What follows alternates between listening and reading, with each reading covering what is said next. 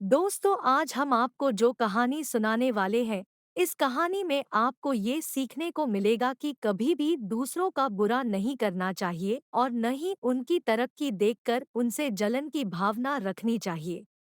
तो चलिए कहानी शुरू करते हैं। कई सालों पहले नदी के किनारे पर एक दियत्स नामक नगरी हुआ करती थी।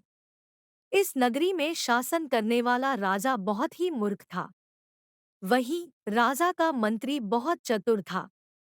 एक दिन शाम के समय राजा और मंत्री दोनों नदी किनारे टहलते हुए शाम का आनंद ले रहे थे।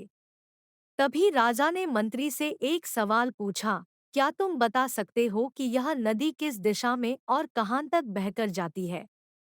मंत्री ने राजा को तुरंत जवाब देते हुए कहा कि यह नदी पूर्व की दिशा में बहती है और यह पूरब देश तक जाती है। इस पर राजा ने कहा कि वह नहीं चाहता कि हमारे देश का पानी पूरब के देशवासी इस्तेमाल करें।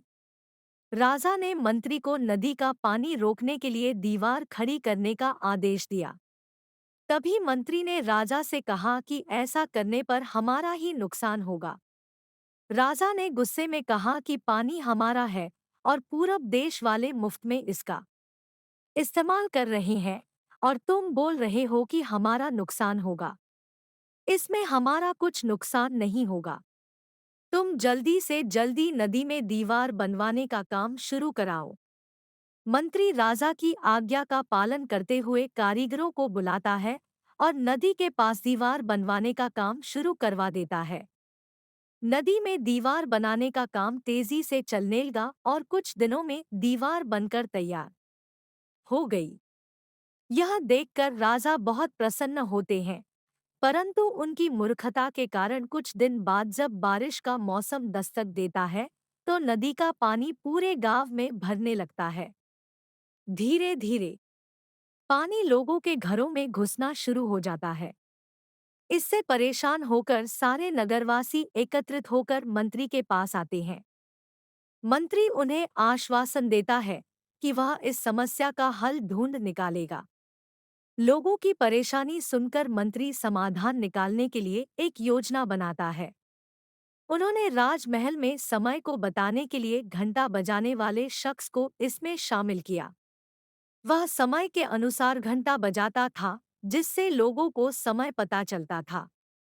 मंत्री ने उसे कहा कि आज तुम प्रति घंटे की बजाय हर आधे घंटे में घंटा बजाना।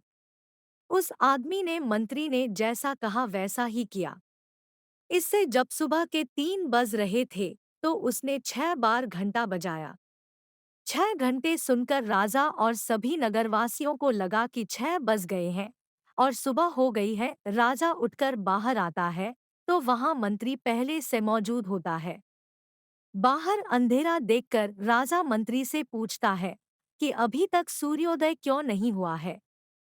राजा के सवाल का जवाब देते हुए मंत्री ने कहा, महाराज, प्रातःकाल हो चुकी है, पर हमने पूर्व दिशा वालों के यहाँ पानी को जाने से रोक दिया है, तो शायद इसलिए उन्होंने हमारे यहाँ सूर्य की रोशनी को आने से रोक दिया है।